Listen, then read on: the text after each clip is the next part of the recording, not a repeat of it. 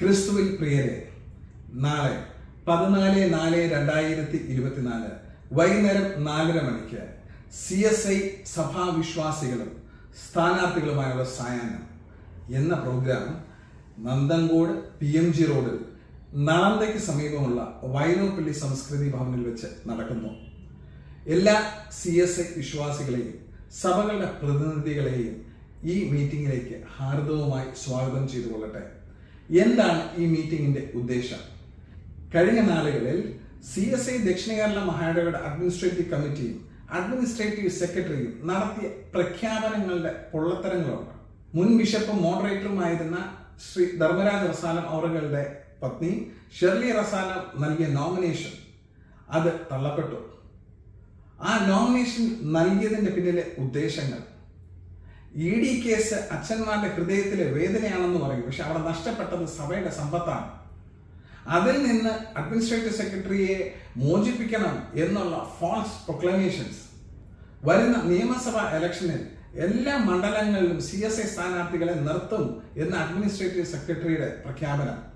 ഈ പ്രഖ്യാപനങ്ങളൊക്കെ നടത്താൻ ED കേസിൽ നിന്ന് ഈ സഭയുടെ ഗുഡ്വില്ല് മുൻനിർത്തിക്കൊണ്ട് ഊരിപ്പോകാൻ സഭയുടെ ലക്ഷക്കണക്കിന് ജനങ്ങളുടെ പ്രതിനിധിയാണോ ഈ അഡ്മിനിസ്ട്രേറ്റീവ് സെക്രട്ടറി? ഒരിക്കലുമല്ല.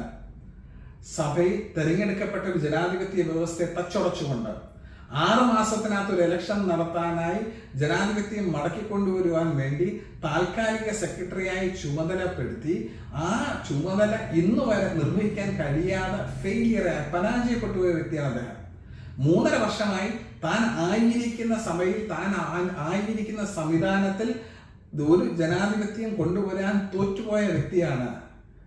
ഈ കൊച്ചു കേരളത്തിലെ ഈ ജനാധിപത്യ വ്യവസ്ഥയിൽ സഭയുടെ സാക്ഷ്യം നഷ്ടപ്പെടുത്തിക്കൊണ്ട് ഈ പ്രഖ്യാപനങ്ങൾ നടത്തിക്കൊണ്ടിരിക്കുന്നത്.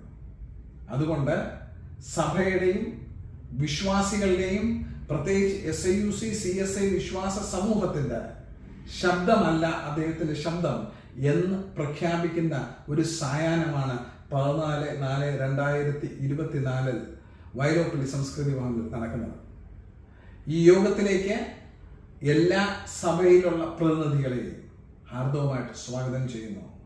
ഈ സായാഹ്നം ഒരു അനുഗ്രഹത്തിന്റെ സായാഹ്നമായിട്ട് മാറട്ടെ. ഏവരും പ്രാർത്ഥനയോടുകൂടെ കടന്നു വരിക. ഏവരും ഞാൻ അതിലേക്ക് സ്വാഗതം ചെയ്യുന്നു. ദൈവം എല്ലാവരെയും സമൃദ്ധിയായിട്ട് അനുഗ്രഹിക്കട്ടെ.